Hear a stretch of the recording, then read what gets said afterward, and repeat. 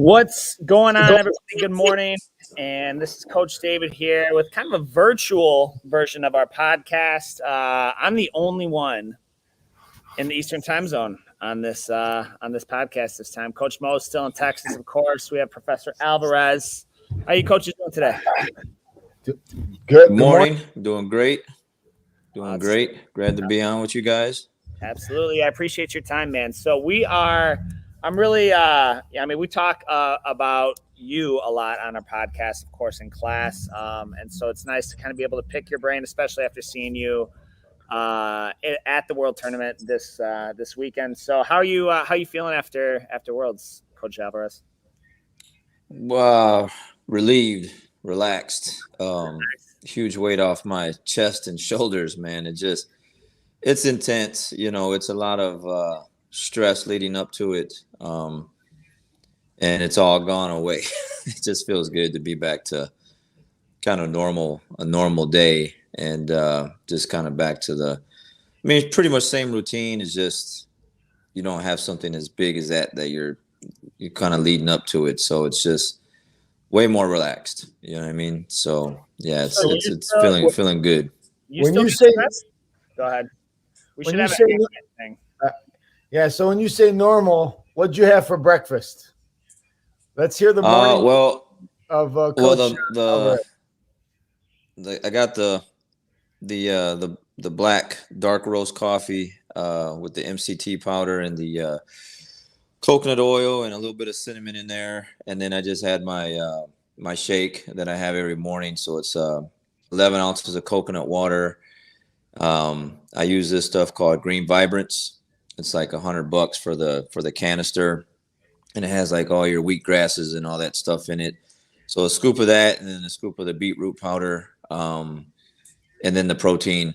I use this protein called Ascent, and I use that because it doesn't have that many ingredients in it. It's really, really clean, and that's how I start the morning. And then of course all the vitamins, the zinc, vitamin D, vitamin C, krill oil, the collagen, the I don't know, there's quite a bit more there, turmeric, and the list goes on. I just took all that stuff right before I hopped on. So and I had so I make oatmeal, a big pot of oatmeal, and then I'll put it in a container, and I'll kind of just eat that throughout the day, and it'll last me a couple of days. So that just consists of like the whole oats, raisins, cinnamon, flaxseed, stevia packets that I sprinkle in there to sweeten it up a little bit, and a little bit of oat milk to kind of just put on top of it. And so, yeah,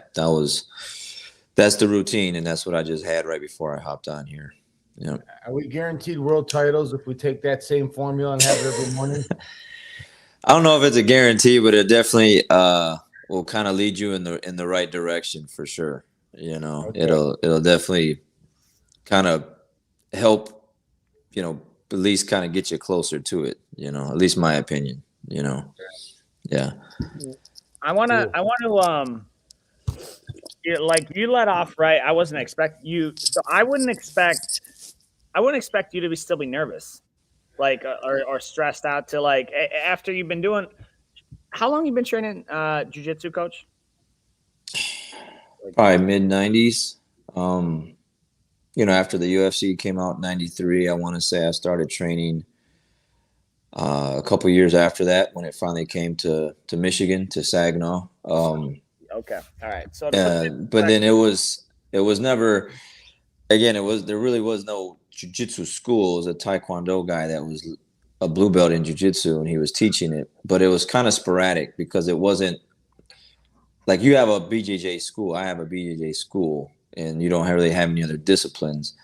So the training back then was really sporadic, but somewhere in the mid-90s is where I started. But yeah, I still get the stress, the nerves, and everything, and I think a lot of that just comes from the weight cutting, the just knowing that you have something like Worlds coming up. It was in my own backyard. It was here in Texas.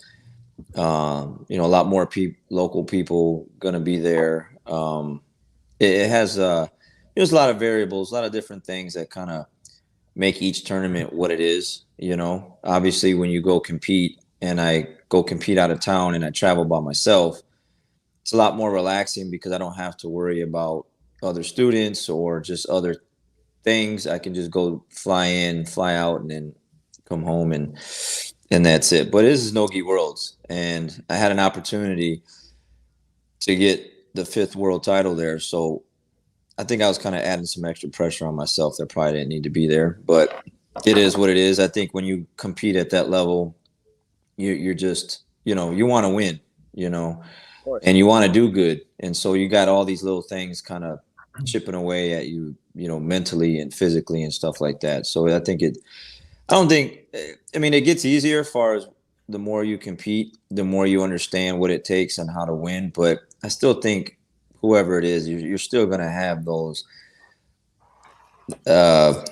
feelings, natural feelings of excitement and the what ifs in the back of your mind, and those kind of things that everyone gets, you know, at least for me. So yeah, you know, even all these years, it's still the same. I was talking to you this weekend at the tournament, and you mentioned something, and you know, I thought it was very interesting. You said that Coach Bruno asked you to compete, and you really didn't. Yes. You really didn't plan on competing, and you know, you were there to coach. You have your own students, and you know, it's a different hat to be a coach and a competitor. And so he asked you, and you know, you just the team needs some points, and you wanted to step in for them. Yeah. Can you tell us a little bit about what that like talking to other students whose coaches asked them to compete? He didn't ask you to win. He just asked you to compete and get the points. And I think a lot of coaches do that because, you know, when you compete, win or lose, you get better, you know, and yes, you know, sometimes we get the points, sometimes they contribute, sometimes you get the individual recognition if you win. But can you just talk to us, or maybe talk to the students who get asked by their coaches, hey, we want you to compete? What exactly are they saying? Like when a coach asks a student to compete, what is he saying to someone who's not? I think they're just asking you to come out and support the team, you know, because here's the thing. It builds bonds. It makes the team stronger, and it makes your jiu-jitsu better. Like without a doubt, if I would have lost, win or lose, my Nogi game's a lot better because I had something this important to focus on. So everything amped up. Like my health got better, my cardio got better, my strength got better from lifting, and then my jiu-jitsu game got better. I studied like so many matches over these last couple weeks. I focused on specific areas of my game that I felt like needed to be improved on. Strategic wise, you know, game planning wise, like my jiu-jitsu game is just better than it was 2 months ago because, you know, having to sign up for something like this. And when your coach asks you to do that, again, it's just to come out and support, you know, and it's important. It really is important. You know, I've been talking to my team about that as well because we haven't really done many team tournaments. I've had students go compete, but they're out there by themselves. But as a team as a whole, like we used to, 50, 60, 70. At one Dallas Open, we had 90 students, you know, 70 from my academy, and then 20 from like Mexico. And then I think a couple from Coach Carl's gym came down as well. So it was like 90, a little over 90 students, you know, yeah, but like almost 70 were from just the four walls of my academy, you know, yeah. And that's huge. I mean, just imagine like all those people out there together outside of the academy when we're grappling each other, we're wrestling each other, beating each other up week in and week out. And then now we're coming together and we're cheering each other on, because when you're in the academy, you're not cheering your teammates on, you're trying to choke them and submit them, you know what I mean? Yeah. But when you go to the tournament, you're, oh, look, so-and-so's going, oh, look, so-and-so's going, oh, let's go over there. And then all of a sudden you got like 10 or 15 of your teammates cheering you on and clapping for you, and you hit a sweep or a pass, and you know, the place erupts, and just a great feeling. And I just feel like all students, whether you're just, just an academy grappler, a weekend warrior kind of thing, should go out there a few times a year with the team to go out and be a part of that and compete, because you got to remember, for all those that are listening,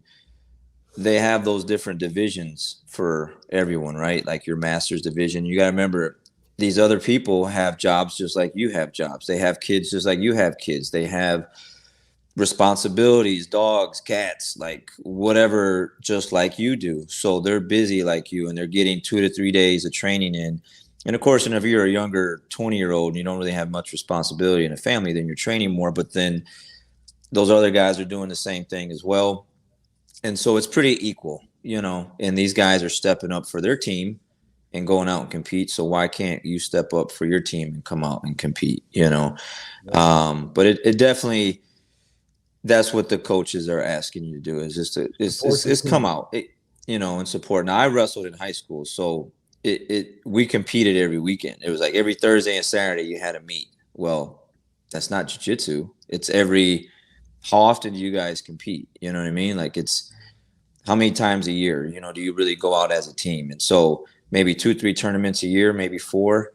I mean, that's not really much to ask from the students compared to the entire year. Hey, come out a couple times a year. Let's go out there together as a team and let's go cheer each other on. And man, let's go see where our jiu-jitsu is at. And not only that, but it helps you guys as coaches understand what we need to work on, what your students need to work on. It magnifies it times 1,000 what you guys need to work on, because you're like, man, this is a pattern. We're getting beat with these things here, and now we can take that and go back to the school and we can go back and work on that. Versus everyday practice, you really can't see that. You know what I mean? Yeah. But when your students are out there competing and you're in their corner coaching them, you can kind of see a pattern of the things that you need to work on. And that's what made us so good for so many years, was I was able to go and do that because we competed so much, and it really, really helped. So that's all of that is kind of what you're getting from your students or from a coach, is when they say, hey, can you come out and support us and be out there with us at this tournament? It's not all about them. It's everything. It's them and the team and the coaches that get the benefit from being a part of this. But I think overall it just builds more camaraderie and it makes the team tighter, stronger, for sure. No doubt, for sure. Yeah. It was cool this weekend, jumping from mat to mat, supporting all of our affiliations, and it really brings people together. So on that same topic, a lot of these are about competition or tournaments. Coach Ferris asks, he says, what does your tournament prep look like leading up to big tournaments? Do you compete at local tournaments to prep? What does your training consist of prepping for a big, so you're prepping for worlds? Do you do like local Nagas or new breeds or grappling? Yeah. As far as those go, I don't really do those anymore. All of my prep comes from inside the academy. So it's here's the thing. Every single round, whether there's a competition coming up or not, I know what the score is each time the bell rings when we're done. Every single day, every morning, every evening class, I know when I get done rolling and I shake hands or bump fists with my student, I know what the score is. And that is huge, because you got to know how to fight within that square. You got to know where you're at with the clock. You got to know where you're at. If you're down on points, do you need to come back? Do you need to keep the lead?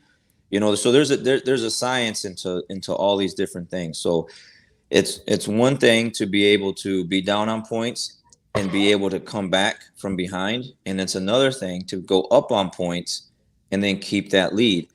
And so every practice throughout the entire year, I do that in every round. Now, I don't get up after the round ends with my student and be like, well, I beat you 6-4. You know what I mean? Or I beat you 10-0 or something like that, or whatever. I don't do that. But in my head, I know what the score is, and my students know what the score is, because we're going back and forth. You can feel like I'm trying to get this sweep, and they're not going down. They're not giving it to me because there's a minute left, and they know if they give me that sweep, they're going to lose. So they'll go out of bounds or they'll scramble out, and it just makes the round so much tougher. So the preparation for tournaments is every day. It's every day, regardless if there's a tournament coming up or not. So it's just one of those mindset things.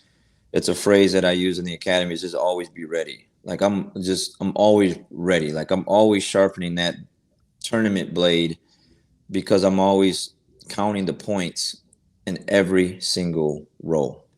And so that helps. But the preparation to it, it's the same all year. It doesn't matter if it's Christmas, it's a holiday.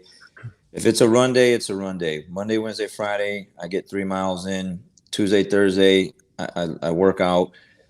And then, I do my training, and that's just year round. So there's really never an off season. There's really never a break from anything. It's just, it's also just a personal health. Like I just want to be at my best all the time anyways. But obviously for the tournament, I ate a little bit less because I had to make the weight. So, the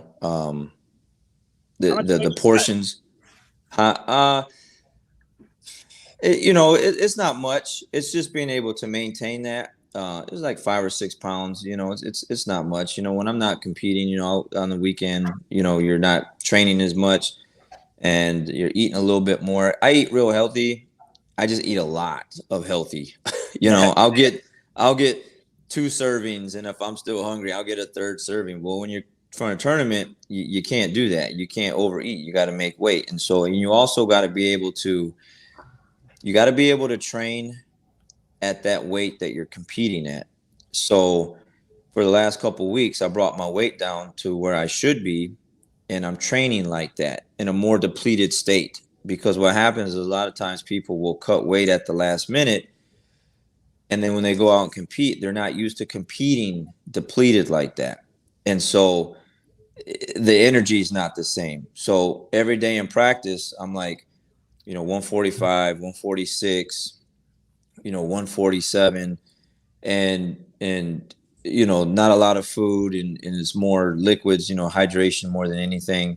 And being able to get those 4 rounds, hard rounds in, or those, whatever we're doing, and be strong at that particular weight versus like waiting 2 days prior and then cut 10 pounds. And now you go compete and you got a couple matches, and your body's just not used to competing like that at that weight class. It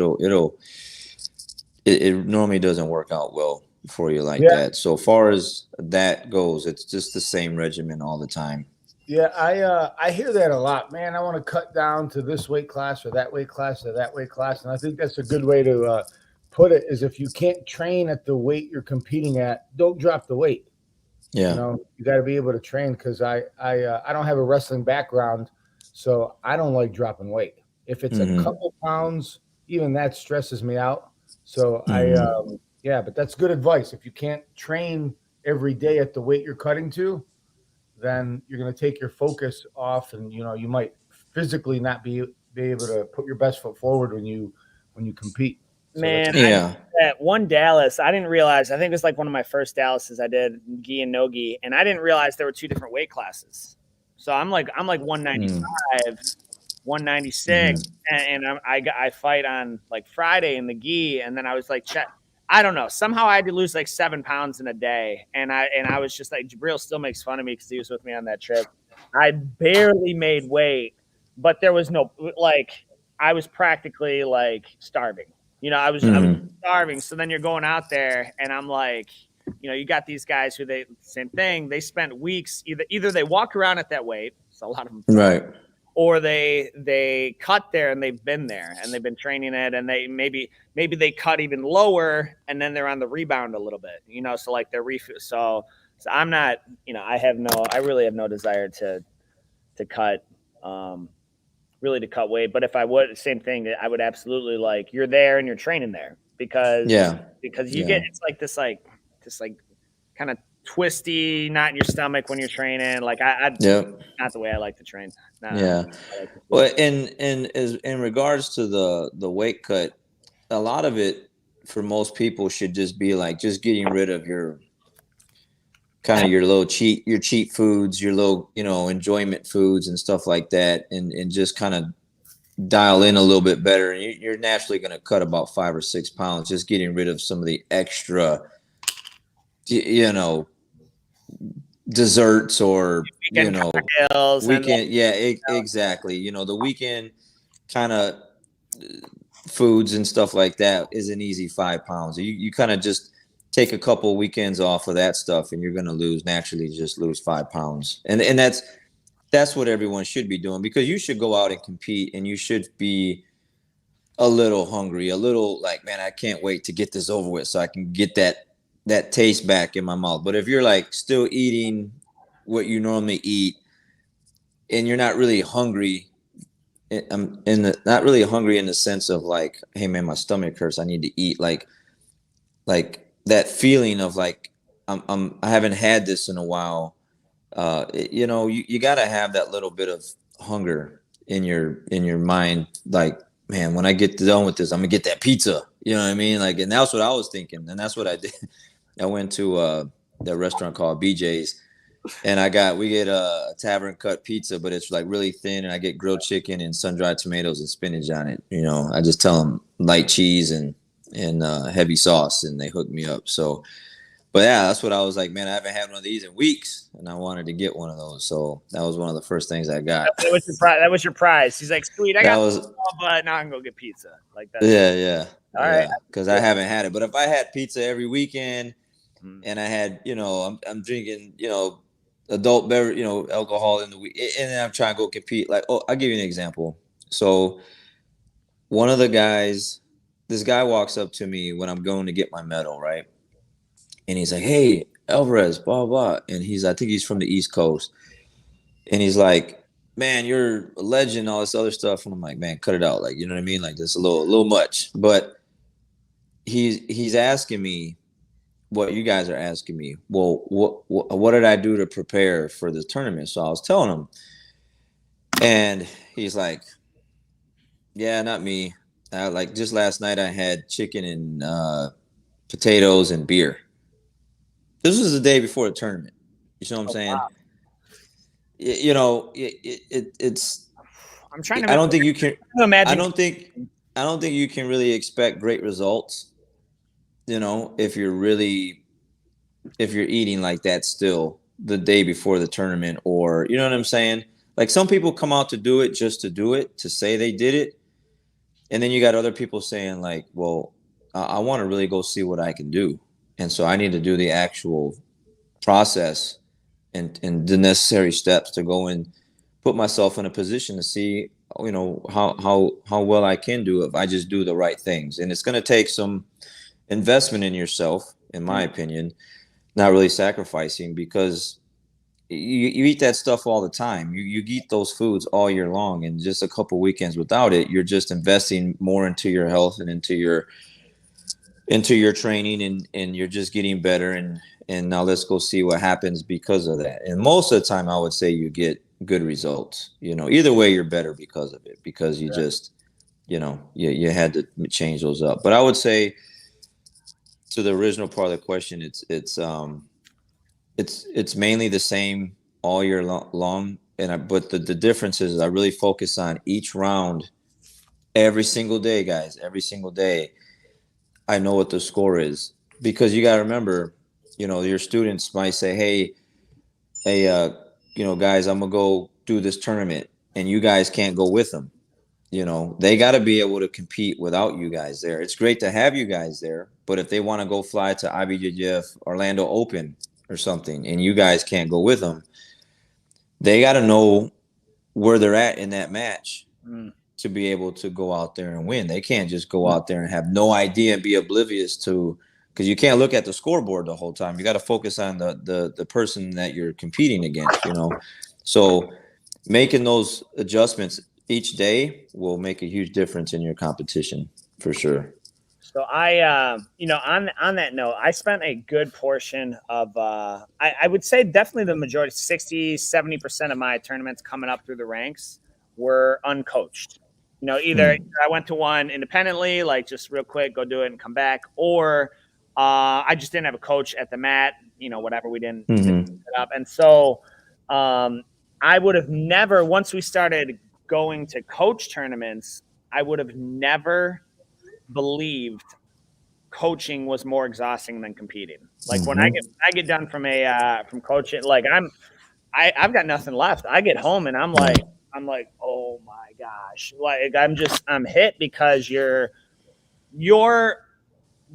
doing every match you coach mentally. Like I was talking to a member, Jordan, about this last night. Your brain, like you're living out that match the same as they are. You're the same as they are, and your brain doesn't really know the difference. And so like you're doing 60, 70, 80, however many matches, coaching them, and that weighs it. That's mental stress. And so a lot of times you can't even go to the bathroom because or eat, because you got so many students going at one time that you can't even get a restroom break or a lunch break because you're so busy and you're going hours without eating because you're just running around everywhere. And the amount of yelling that you're doing, I don't know how many times when I would get done, I don't even know what a headache is, but it's got to be what that feels like. I don't get headaches, but when I get done, there's so much pressure right here on the side of my head from yelling, because like you said, you're in the moment. It's an emotional roller coaster. Like that match is like so intense, and you're like, do this, do that, and then maybe they win, and you're like, and then the next you go over there and coach someone else, and then you're in that match, and then maybe it's real close, it's a nail biter, you come down, and then they lose, and it's like, it takes all the wind out of you. Then you gotta go coach again, then the energy comes back up, and it's just this adrenaline rush, just over and over again, and you're yelling, and you're losing your voice, and your head hurts because you're screaming and you're trying to give instruction, and then if they win, it's all joyful and you're hugging, congrats. When they lose, you lost, man, that hurts because you can see the pain in them, right? So you give them a hug and you're like, there might be a few tears or something that comes along with it, and you're like that pulls from you. You know what I mean? That pulls from you, and that's all day long.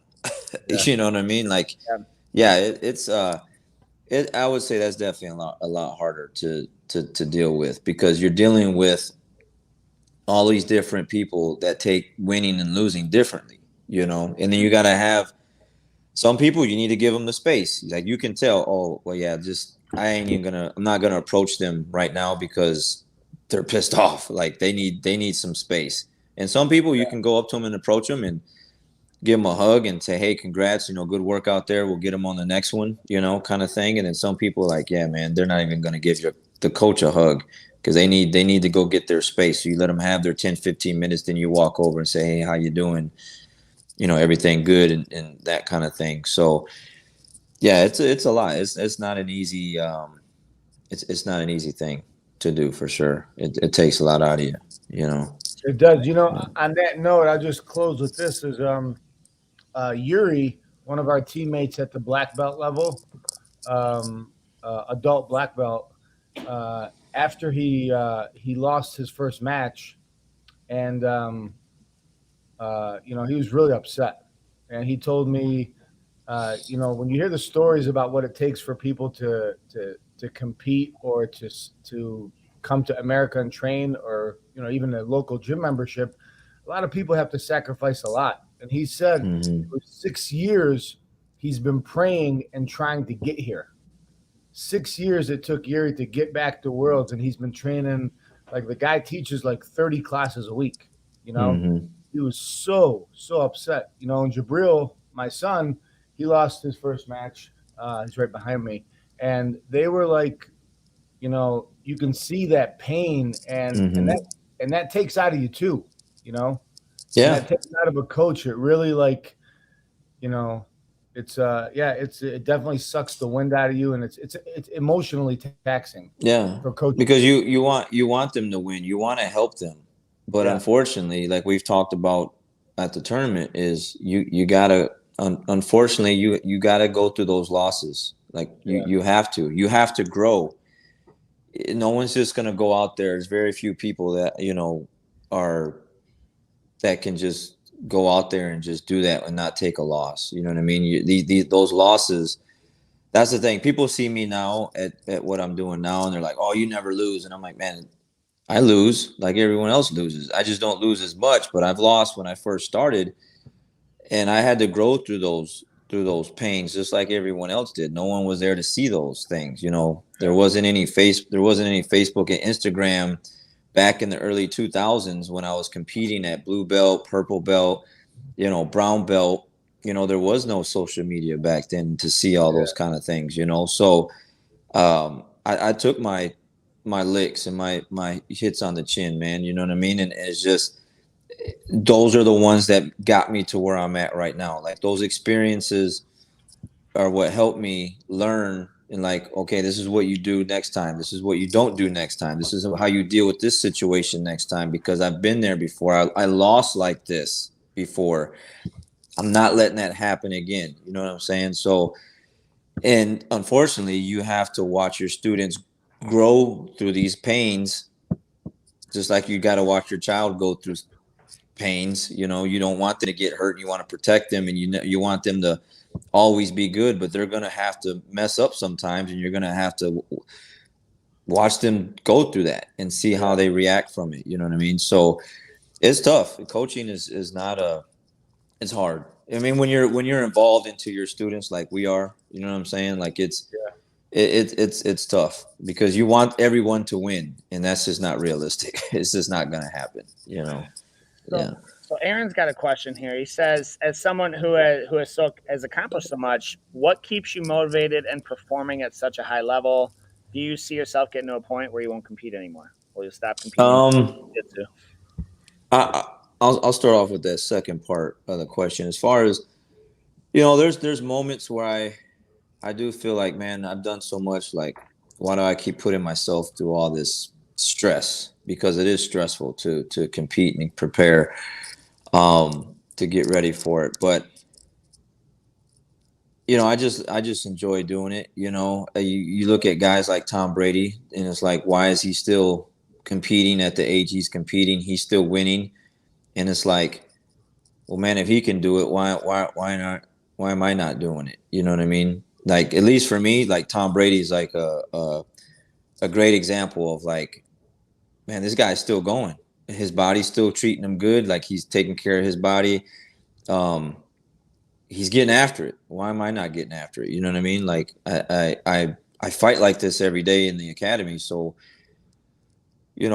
go out there and so I think I'll still compete for as long as my body will still hold up for it. So it'll probably be like Megaton Diaz. If you guys know who Megaton is, I don't know how old that guy is. He's whatever old, but man, he's still getting after it, So that's another great example for me to, like, hey, man, that guy's still competing, man. What's wrong with me? There's nothing wrong with me. I'm not hurt. I don't have a disability. There's nothing wrong with me. I just need to go out there and get after it. You know what I mean? So, but what was the first part of that question again? What keeps you kind of answered it. What keeps you motivated and performing at such a high level? So, like, you kind of answered both in with one. Yeah.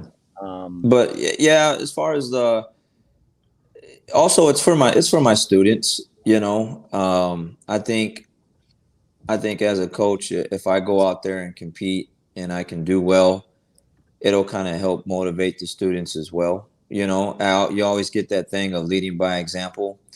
And I've done so much that I don't really think I need to prove myself anymore, that I'm that coach that, doesn't lead by example. I think I've done enough to show people, hey, man, that guy's gone out there multiple times with his team and competed and that kind of thing. But you always got new students. You always got new people coming in. You guys know that. So it's like they haven't seen you compete or they haven't seen anything recent. And so it's like, well, if I go out there and compete and they see me in the mat area training just like they are, then, maybe it'll motivate them to get out there with me, you know what I mean? Or with the team and go out and compete, you know what I mean? So there's a little bit of motivation behind that too. It's like, it always feels good to go out there with your students. I just think of it might seem lame, but the movie Troy, Achilles, he's out there and he's like, you see that over there? Like that's, they're going to storm the beach. And then you got Maximus from Gladiator, all these movies, and it's like, yeah, man, these guys weren't in the back of the, like, how the kings are, they're always in the back and they just send all the troops and you know what I mean? And all the warriors and they're just like sitting back on their horses, just looking and watching people die and stuff. And then they get all the glory, right? Like, I just never wanted to be that guy. I wanted to be the guy, in the trenches like that. And I think you get a lot of respect from your students that way. And I think it kind of can persuade some students that were maybe on the fence about it. Maybe like, yeah, you know what? My coach is out there. Like he, what if he loses and he's lost before? Like you guys have lost before. I've lost before. I tell my students, I know what you're going through. You see what I'm saying? I know what losing feels like. I know what winning feels like. I know what it takes to get to this position here. I can help you because I've been there. I know what this is like personally. I'll give you an example. Chase, my student Chase, it was Wednesday night. Wednesday night is like the last roll or something like that. And he got headbutted and he got cut right here. He had a nice little gash and he was hot.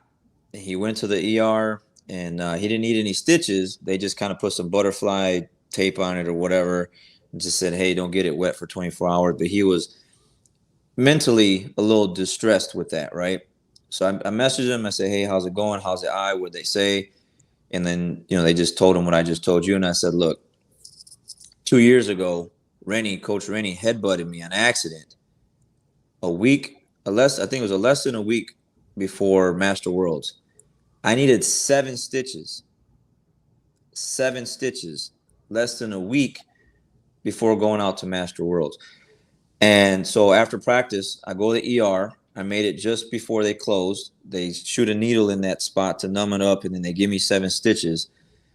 And I had to go back the day that I had to fly out to Vegas. They took the stitches out, and then the next day I was competing, right? So I was giving my student an example, like, hey, look, you just got cut, and they just gave you butterfly tape. I had 7 stitches, and they took the stitches out the day before I had to go and compete out there. You can do it. You know what I mean? I did it. I fought. I think I made it all the way to the finals, and I lost to a ref decision. I had like 5 matches that day. You're gonna be all right. You can do this. You see what I'm saying? He's like, all right, coach. Like it's good. But what if I never competed. I never got cut. I never had to cut weight. I don't know what you feel like I don't know what hungry feels like because I never cut weight. I never competed. I can go through all these stories and these scenarios with my students because I've been there. I've done that. I've cut 10, 12 pounds and had to fly to Tokyo. I had 10, 12 pounds in Portugal, 10, 12 pounds to go to Sao Paulo. Get off the plane, be hungry. You smell all the food. You see all the pastries, at all these places. As soon as you get off the plane, man, it's coffee and pastries, man. Like, and it smells so good. And you want to taste all these foods from these places. And you can't. You got to go run. You got to go run. I went to Ireland, and it was in December. You get off the plane, it's dark. You have no idea where you're at, and it's raining. And I checked the scale. I had a scale with me, a few pounds over. Just took the flight there, put everything on, layer up, and then I go for a 3-4 mile run, and just figured out wherever I'm at. And then the morning, next thing, it's cold, same thing. Couldn't eat. Just small bites of little food here and there. And then I had to go and compete. You know what I mean? Like, I know what that's like. I know what that feeling is like. So I can talk to you about that. So it's another motivation of why I compete in because I can relate to my students better that way. If you got some kind of scenario you're going through, I bet you I've gone through it. And so you really can't have an excuse. You know what I mean? You can't say, well, coach, you don't know what that feels like. Well, yeah, let's talk about that. You know what I mean? Let's discuss that because I've been there and done that. I know what that's like. So that's also a huge motivator too. So Aaron, I hate running, by the way. Like I could.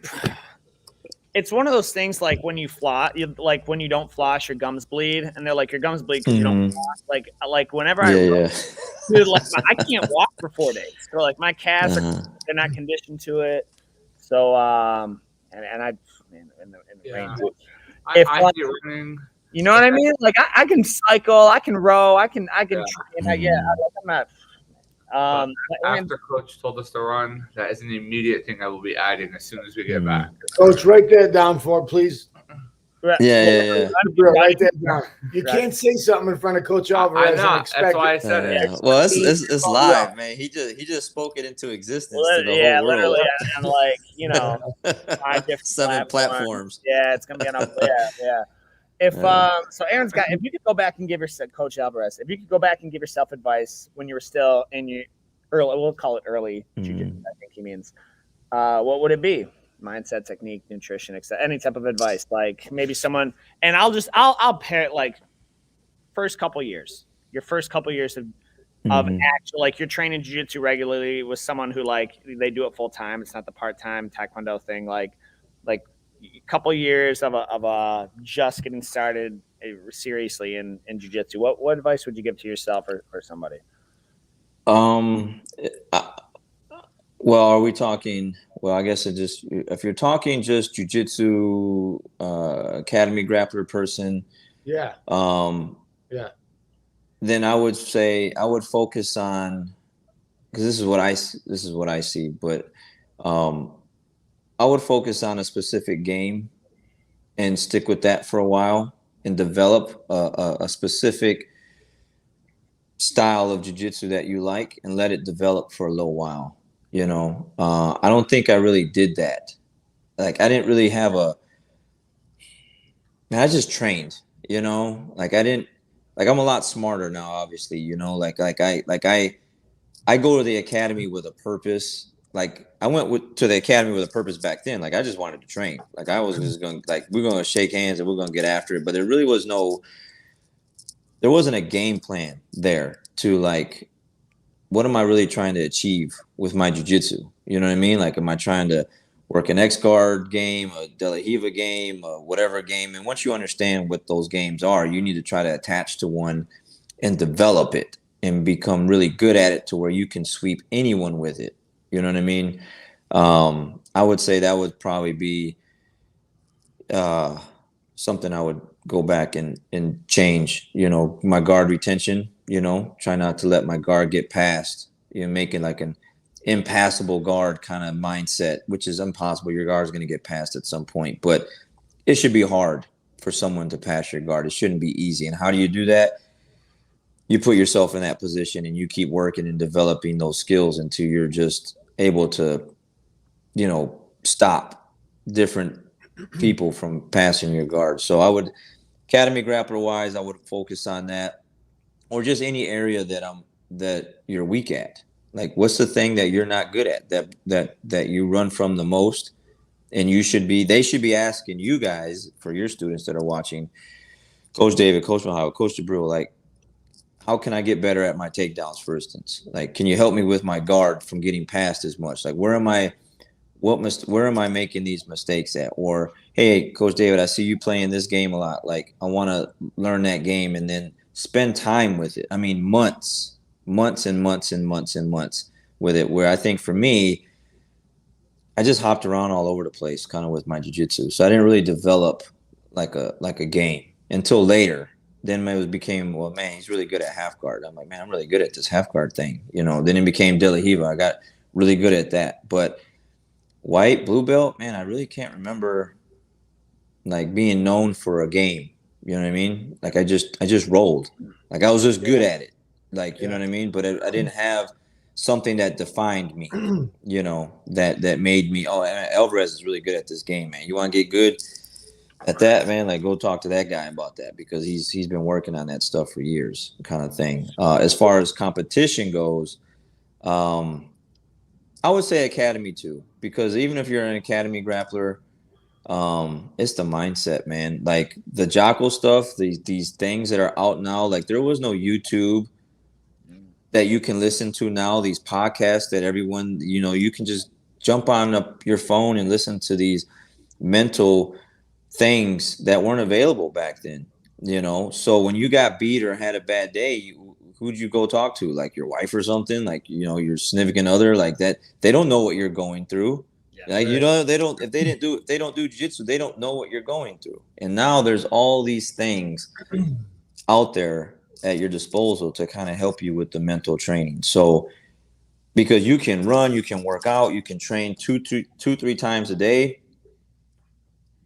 But if your mental game is trash and you can't handle losing and you had a rough day and all of a sudden you want to, I don't know, just you can't take losing well, jiu-jitsu is going to suck. It's not going to be fun for you. You know what I mean? It's you got to have that mental aspect of it. I think it's definitely more mental than physical, man. You can have all the physical attributes. And I've seen me as a coach and me just being a competitor, training all these years, some of the best people, when they lose, that aren't used to losing, when they lose, they break.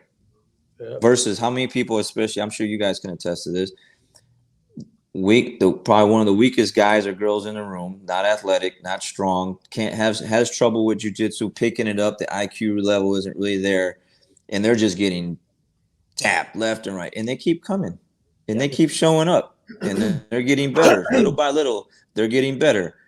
And then you get someone that doesn't lose and isn't used to getting tapped. When they do get tapped, man, they're pouty face, can't handle it. Like, you know what I mean? Like they make excuses.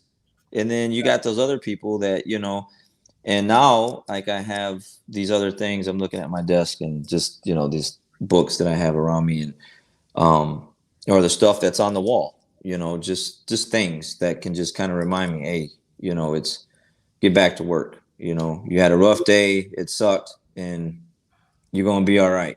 You just got to get back to work. We have, we do get a lot of wrestlers that come in there. And just recently we had a guy come in that was about 220 and he's jacked.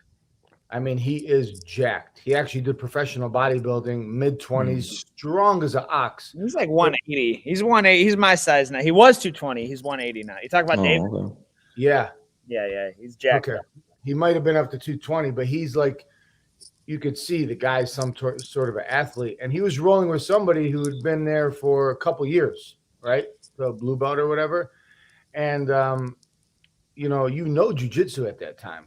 And you know enough to know what you need to do. And someone's coming at you. And I said, look, man, you can't fight off the strength. And you just got to that's the point where you got to try to just survive. That's what jiu-jitsu is about. You just got to survive, and you can't expect to get in there and always be the big guy and, always win the matches. And there's a place for those new guys that come in because they come in, they test you. Who knows how long they're going to be here, but you gotta use those guys to build your mental strength up and not get upset at it because you put in 3 years. Who knows if that new big guy's going to be here next week or next month? That's your test of the month, just to make sure you stay after it. Well, not only that, but what happens if you're at a restaurant or you're at some establishment and there's sports on playing and, you're watching a game and someone had too much to drink and they bump into you or whatever, and you got to defend yourself and you can't be like, hey, pal, I'm not used to this kind of aggression. I'm not used to rolling with someone that size, Can you bring it down a notch? Can you not go so hard with me? You know what I mean? No, that's what those guys are for. Like you said, it's meant to survive, hang in there, wear down your opponent, and then eventually find opportunity to finish them with a submission or can put them in a position where they can't hurt you, kind of thing. So, it's you can just use it for a lot of different ways to just kind of help you mentally. But the aggression part, I deal with that a lot with my students too. It's you can't tell people, hey man, you're really aggressive and you're not hurting anyone, but these other people are weaker than you. So can you bring it down from a 10 to like a 6. You They can't don't know do that. how. So They don't know They how. don't. we've got like a 260-pound purple belt that I like to just send people his way. I'm like, Yeah, you yeah, know what? That's a good match for you right over there. Like, yeah. we got a couple gatekeepers.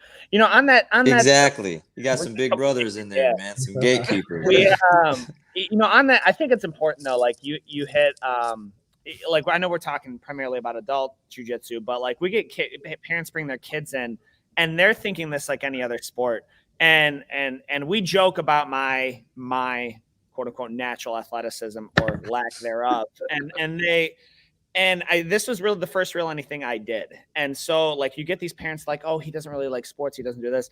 Jiu-jitsu's, I'm going to sound like Joe Rogan here, but you take like any of the mainstream martial arts movies, like the Spider-Mans, you know, like where he like the little Peter Parkers, the nerdy kids, the freaking Daniel LaRusso's, like the, you know, like those. And then they get bullied or they get hit and then they go off on their own somewhere and learn something sweet and come back. And now they're all like tough. And that's jiu-jitsu actually works like that, just not in that 60-second highlight speed frame they showed you. Like if you show up, because that was my mantra. I would routinely have, it was not uncommon for guys like on their first day to, I'll tell you a personal story. I earned my purple belt, and I don't even know if you've known this story, and they had some titan on the mat that day. I don't even know where this guy came from, how big he was. And like we were, he just manhandled me, and I had just earned my purple belt. It was open mat afterwards. He had manhandled me, and I think I tapped. I'm not sure if I tapped, but I definitely got dusted.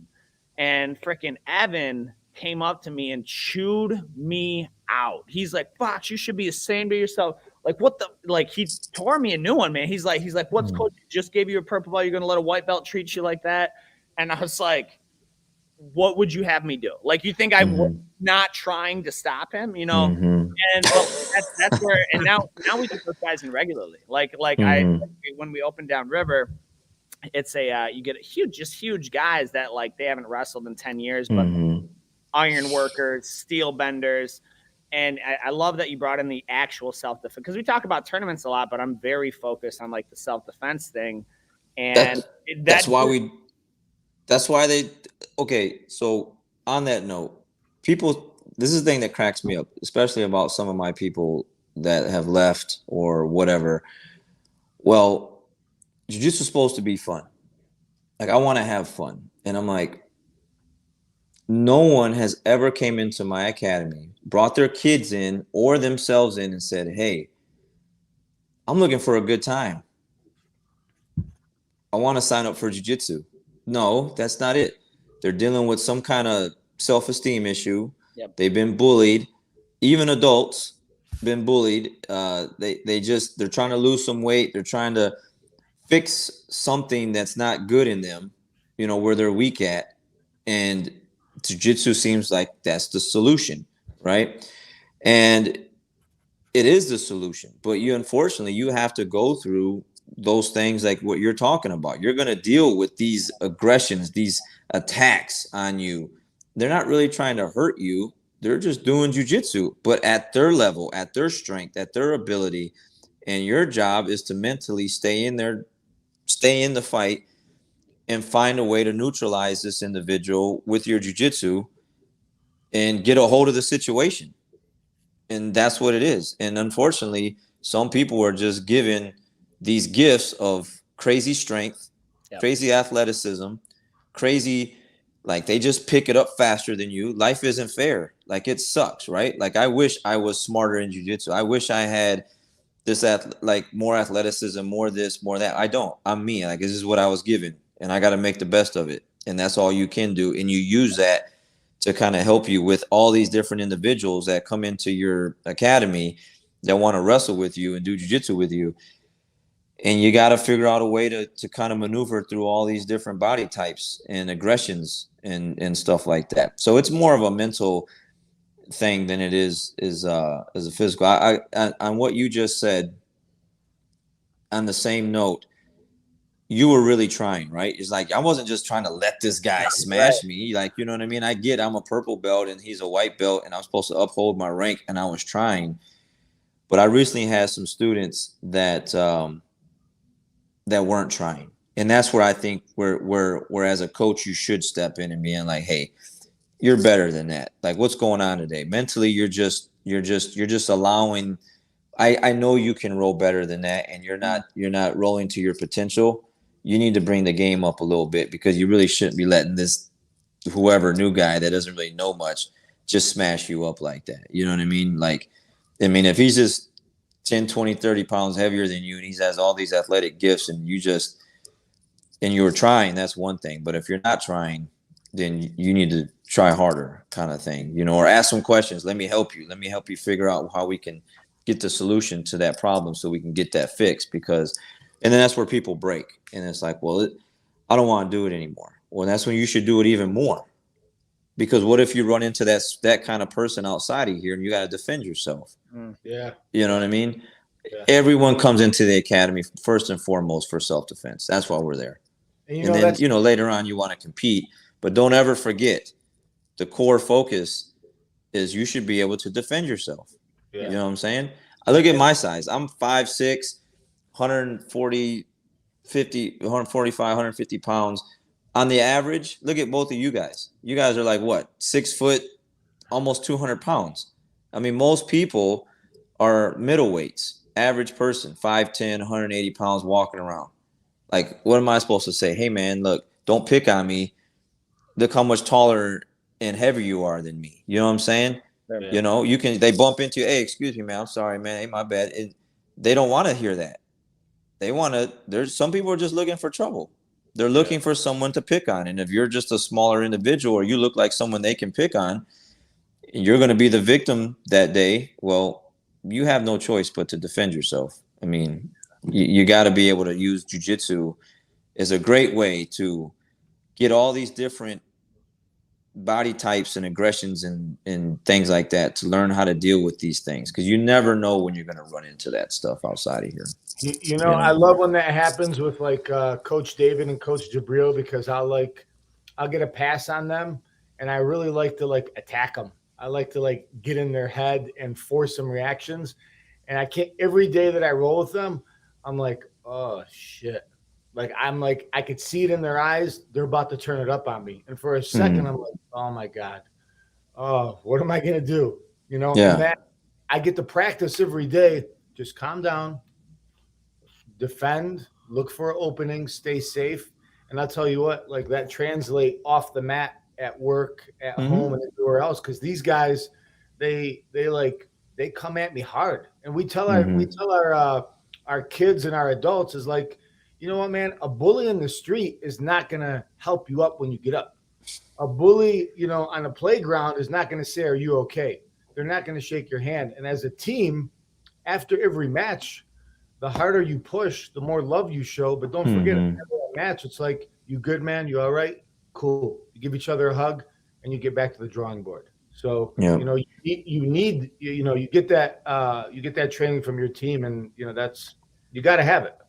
Yeah, you got to have that. I got two questions, and we'll try to answer them quickly. The first one is, what do you do when you feel like you've hit a plateau with your jiu-jitsu game or coaching, and what are some ways you find inspiration? And then the second one is, if someone wants to make a living off jiu-jitsu, what roadmap should they follow? So first one, you hit a plateau. How do you find inspiration and keep training and keep going? And okay, if you hit a plateau, then that's on you.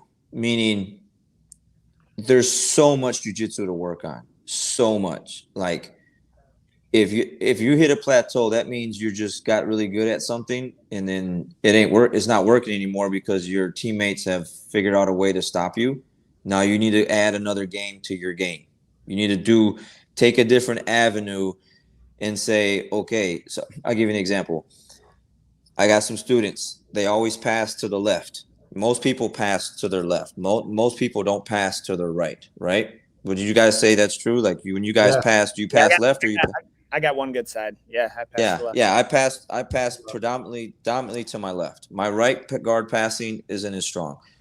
So this individual or individuals, they pass their left, they drop down to their knees, and I taught a lot of my students how to frame and do a good knee shield, right? High knee shield, push frame, so they can't smash the knees. They can't get past the knee shield. They used to, but now these other students on the bottom have adjusted to their guard passing, hugging the legs, smashing their legs with the leg weave, arm between the legs. So now they're keeping their legs open. Now they're framing and they're pushing and they're keeping their teammates at a distance. So the guard passing students like, oh, like, you know, how do I stop it? I'm like, you can't. You need to redirect. Go to your right. How about you stand up? Well, I'm not good at passing standing up. Well, then get good at passing standing up. Well, I'm not good at passing to that side.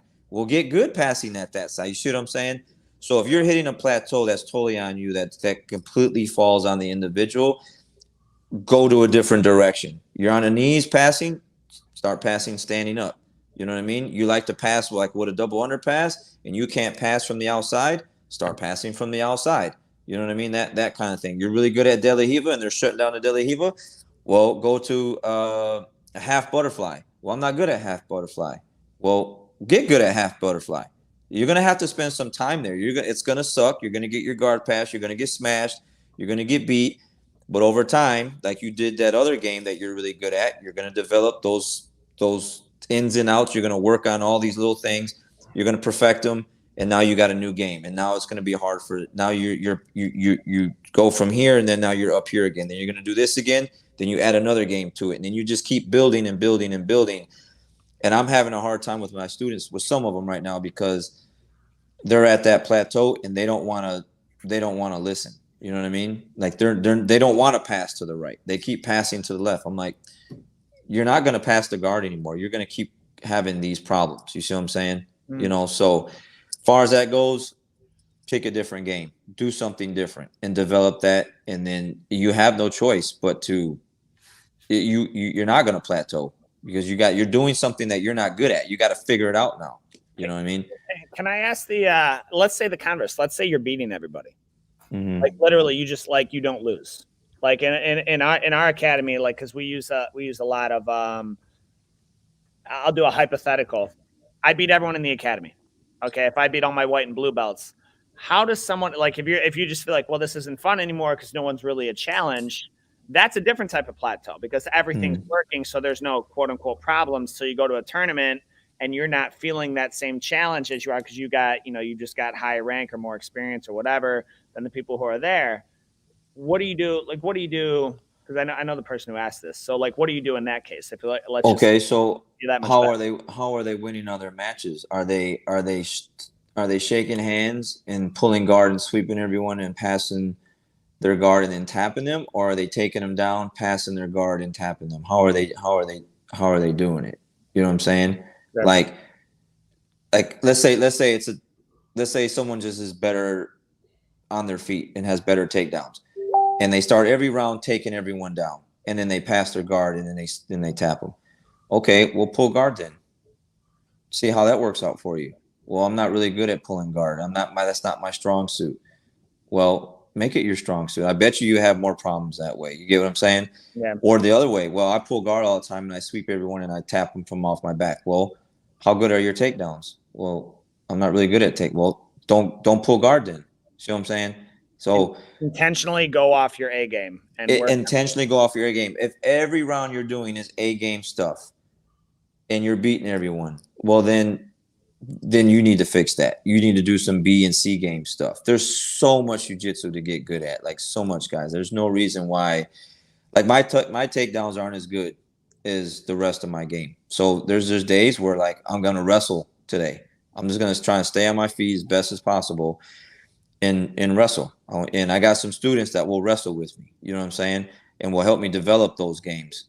And it sucks because sometimes you just get taken down, but it'll get better. But if I just pull guard every round and I go right to my A game every round and I get it to work, okay, then that falls on me. So like you guys know Coach Story. Coach Story used to come over, and he comes over every Monday and Wednesday, and he always pulled guard. And I'm like, bro, like that's not how it works, man. Like we're gonna do 2 and 2. You know what I mean? He's like, well, I'm not good at passing. This is a black belt. Okay, 3rd degree black belt. Like, well, yeah, you can't just come here and pull guard all the time. You're gonna pull 2 rounds. I'm gonna pull 2 rounds. So now that's the rule. That's what we do. So that's how we do it. And what happened? His guard passing has gotten so much better. You see what I'm saying? Because I put him in a position where he's just not. He's a great guard. He has a great guard, awesome guard, high level guard.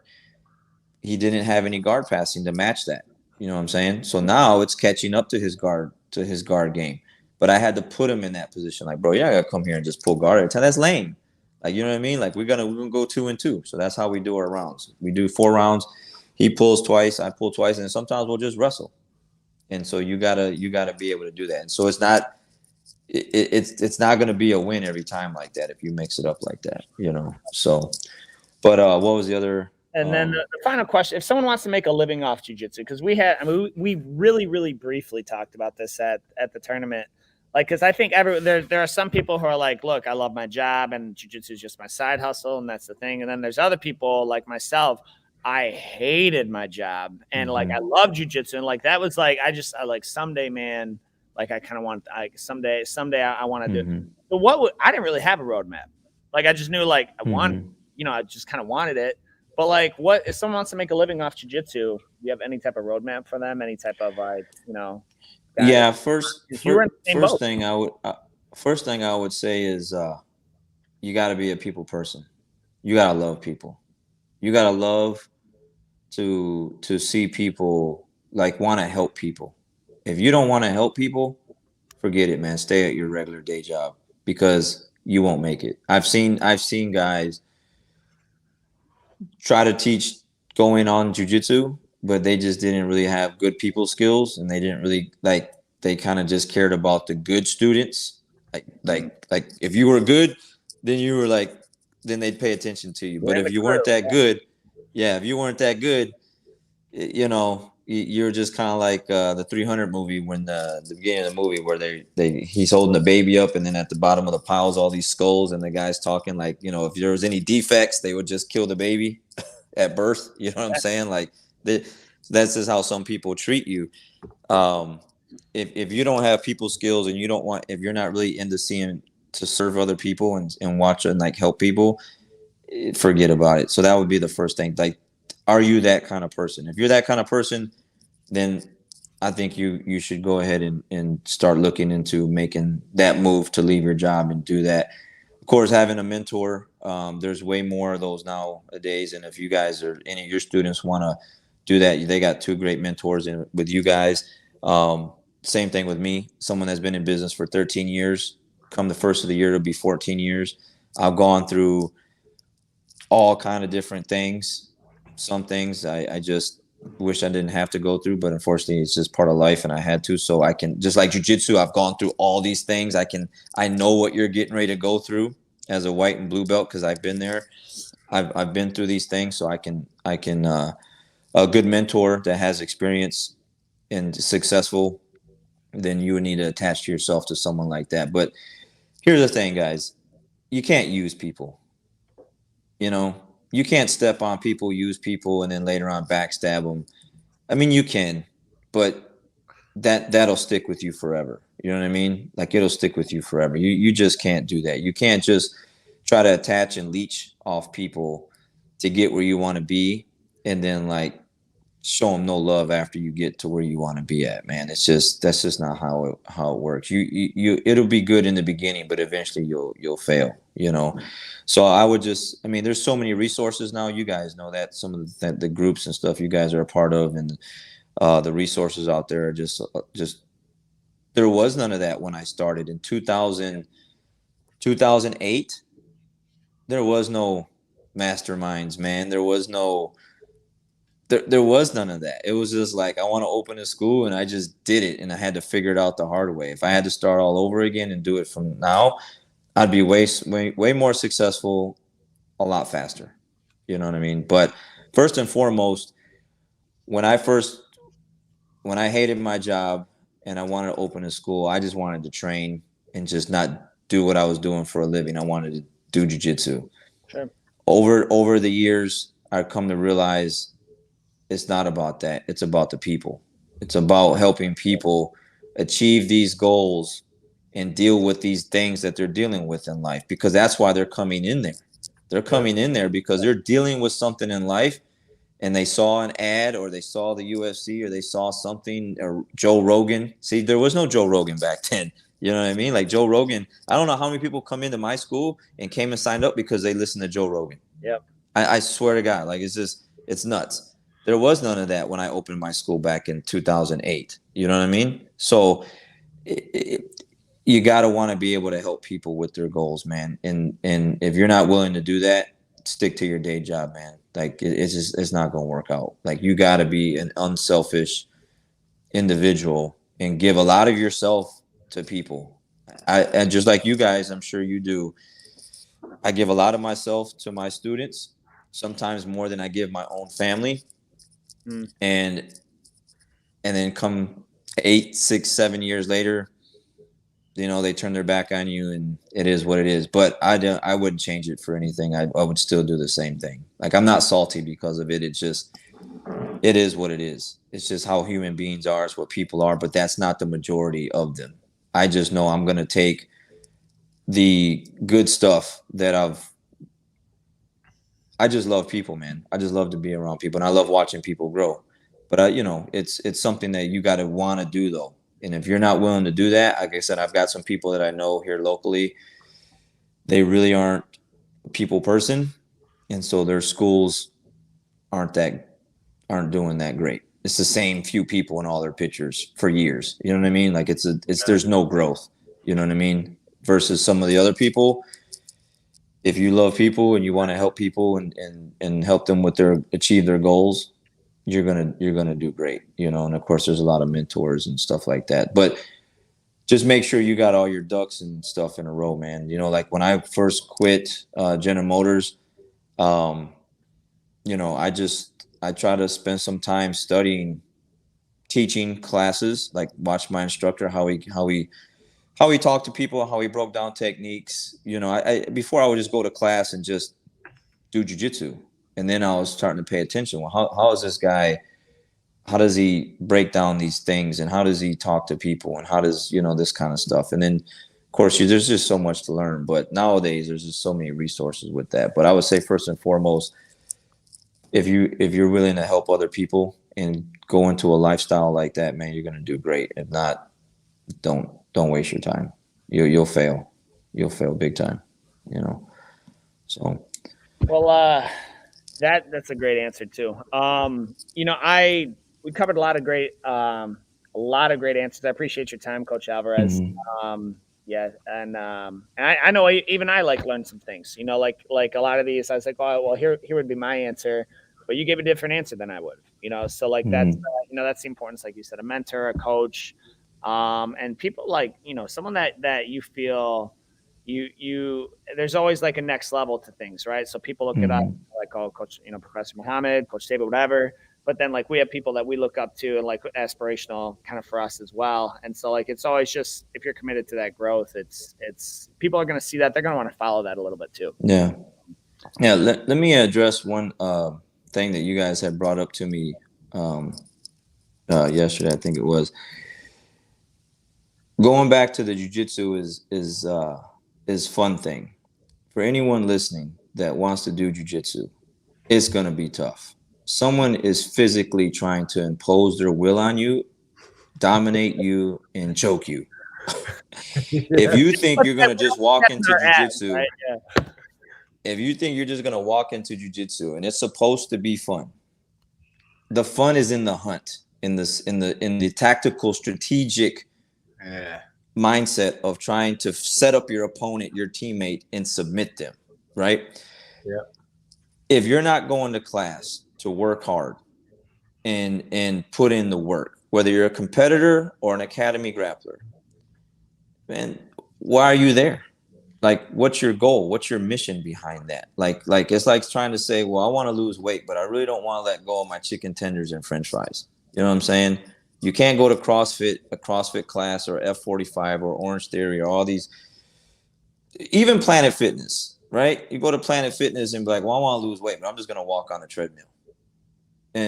Well, you gotta put it on a ramp a little bit, right? You gotta kind of gradually make it a little bit more intense. You know, you gotta sweat a little bit. You know, you just can't come in and think like it's gonna be easy, guys. Like, and that's what happens sometimes is people that train jiu-jitsu over time. It's like, well, man, this is hard. Like, why is it got to be so hard? Why do I got to be pushed so hard? Because we're there to grow. We're there to develop. We're there to get better. We don't want to be the same person as we were last month, last year, you know, last week. Like you're doing yourself a disservice and your teammates and your coaches a disservice if you're not trying to walk into that academy every single day and put forth 100% effort. And if you're there to just kind of play around, you know, a lot of academies, at least for me that I know in this area, it is what it is. They're open mats. They're literally open mats, but they're classes, legit classes. People can do what they want. There's really no push. And their students always look the same. They're not losing any weight. Their jiu-jitsu game's the same. There's no growth. Like because the reason why is some people are scared to actually be a coach. Anyone can teach the techniques. But can you actually coach someone and help them achieve their goal and develop a new person? From the time that you walk into my doors in my academy to the time you leave, you should be a different, healthier, more tougher mindset, physically looking better individual. You know what I mean? And I can't achieve that, or we can't achieve that if you're going to just come in and think that it's just supposed to be all fun and games when you come in. I don't care who it is. I don't enjoy getting choked out. Like, that's not fun for me to come in and let people just beast on me and then me not trying to fight back. You know what I'm saying? Like, it's you got to put in the work.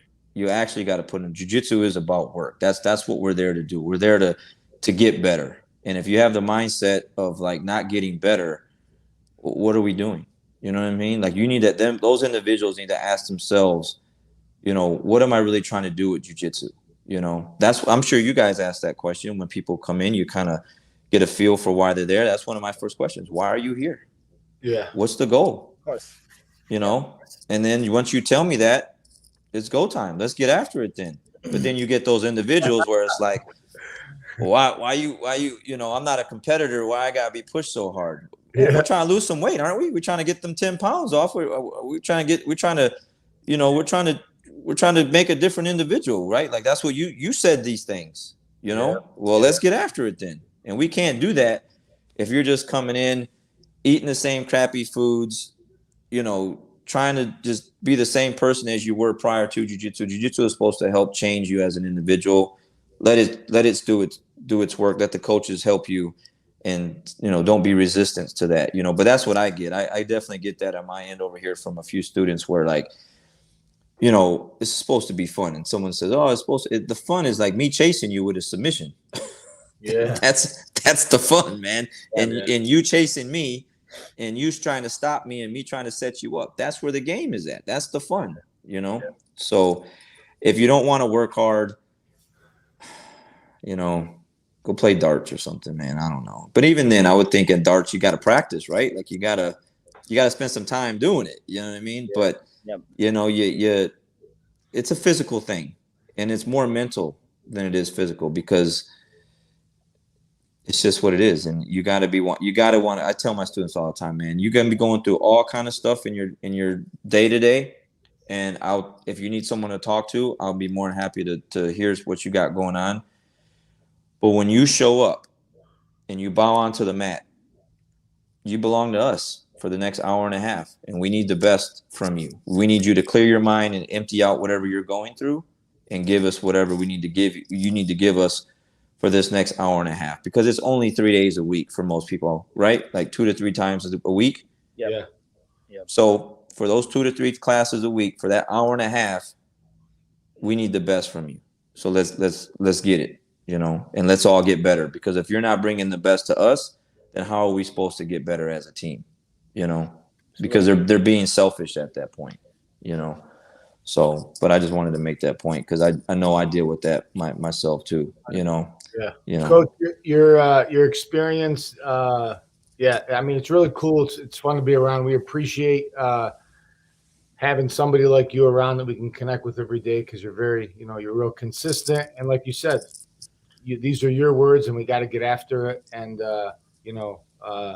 Metro Jiu-Jitsu is real lucky to have somebody like you around. And, yeah, we appreciate you, man. Yeah, no, I appreciate you guys too, man. You guys are good people, good coaches. Make me want to go work out like right now, Coach. Yeah, me too. I got to get my workout in for today. I took yesterday off, man. So we should have the largest 1 p.m. class we've ever had then today. Yeah, let's get it. I'm expecting 24 people. That's right. And tonight, after listening to this, man, it's Tuesday. Yesterday was a holiday. Nogi, they'll be here for Nogi. Let's get after it, guys. Let's do it. And don't forget, it's the last quarter of the year. It's the last couple months of the year. So we can either one or two things, do the average person thing and ride off into the sunset and call it a year and say we've already done enough, or we can stay on the path and get stronger and better as a team and as an individuals and finish the year strong and keep showing up to class and keep, stay healthy, stay strong, get better at jiu-jitsu, and go into 2022. Coming in hot as the best, version of ourselves. You know what I mean? And that's no doubt. Look, guys, before I let you guys go, obviously with all the stuff going on these last year and a half, whatever, I lost friends. I lost some students. I lost some pets. You just never know when that time is up. And if you're wasting a day being lazy, being mediocre, just being average, that's tough. My incentive, a big thing for me, I'm 46. I don't know how much more time I have on this earth. Hopefully it's another 50 years. It could be tomorrow. It could be what.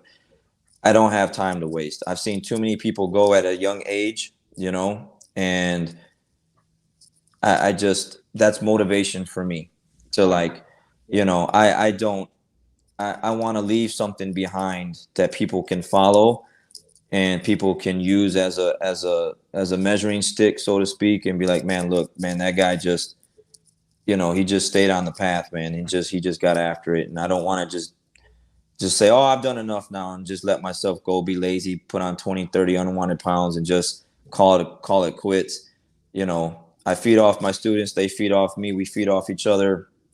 And I just want to be a good example. And I definitely want to I don't want to waste any time, because I don't want to be on my deathbed and be like, man, I coulda, shoulda, woulda, wished I would have did these other things. And I wasted time. Don't waste time. Don't waste time. Get to the mats, get around some good people, get a good workout in, a good sweat in, take care of yourself, be a good example for your friends and family around you, motivate them to take better care of themselves. And man, just do good things. Do good things. Thank you, Coach. Yeah. Appreciate your time again. All right, guys. You guys have a great day. We'll talk to you guys again soon. Yep. All right. See you. All right.